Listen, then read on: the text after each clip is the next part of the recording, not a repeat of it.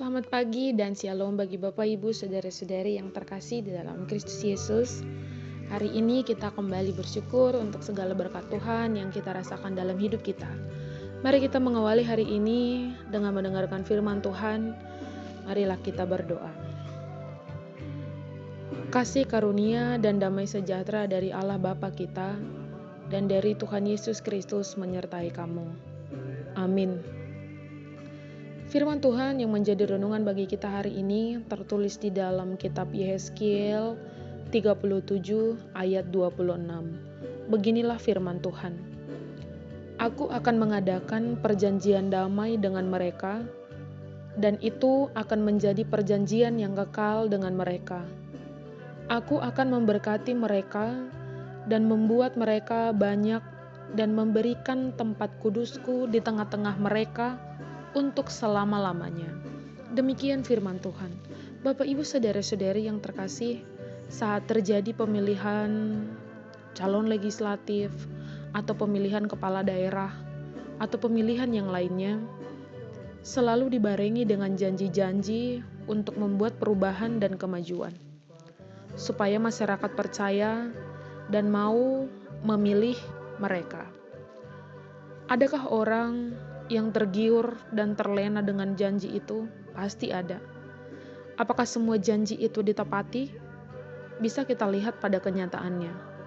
Dalam pernikahan juga disebutkan janji suci supaya pasangan benar-benar yakin dan percaya akan cinta dan kesetiaan pasangan mereka. Tapi semuakah yang menepatinya?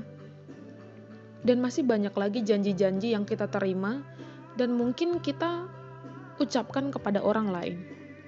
Janji dapat memberi kita keyakinan akan kebenaran yang akan dilakukan oleh mereka yang telah menyampaikan janji tersebut.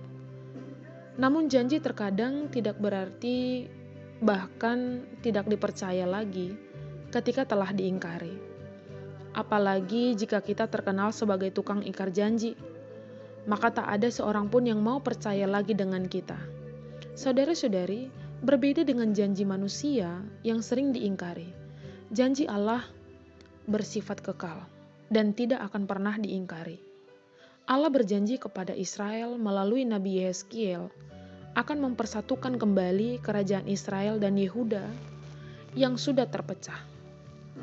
Allah berjanji kepada bangsa Israel akan memberkati mereka selama-lamanya.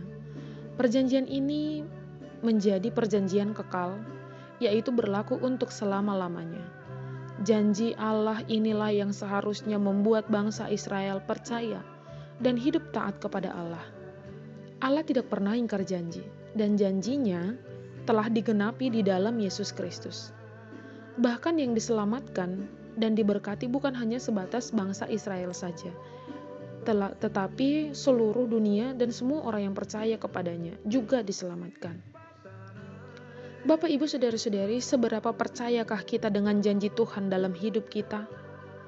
Apakah itu dipengaruhi situasi dan kondisi yang kita alami? Janji Allah pasti ditepati, karena Ia tidak pernah lupa akan janjinya. Lalu bagaimana dengan janji-janji kita kepada orang lain? Ada ungkapan yang mengatakan janji itu adalah utang, maka utang harus dibayar. Artinya, janji harus ditepati.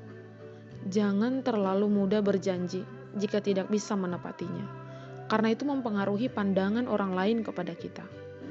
Apakah arti sebuah janji jika hanya di mulut saja? Maka marilah kita saling menepati janji dan percayalah sepenuhnya akan janji-janji Allah dalam hidupmu. Amin, kita berdoa. Segala puji dan syukur kami ucapkan kehadirat-Mu Tuhan, untuk segala berkat dan anugerah-Mu yang kami rasakan dalam hidup kami. Tuhan, kiranya yang selalu menguatkan kami untuk melakukan firman-Mu dan percaya akan janji-Mu dalam hidup kami.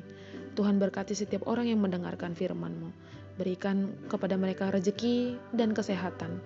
Dan kiranya Engkau yang menyembuhkan mereka yang sakit, membantu mereka yang sedang dalam pemulihan. Berkati mereka Tuhan dalam setiap pekerjaan tangannya. Kepadamu Tuhan kami serahkan seluruh hidup dan kehidupan kami dalam satu hari ini. Tuhanlah yang senantiasa berkuasa dan memberkati kami satu persatu. Ampuni kami Tuhan dari segala dosa dan kesalahan kami.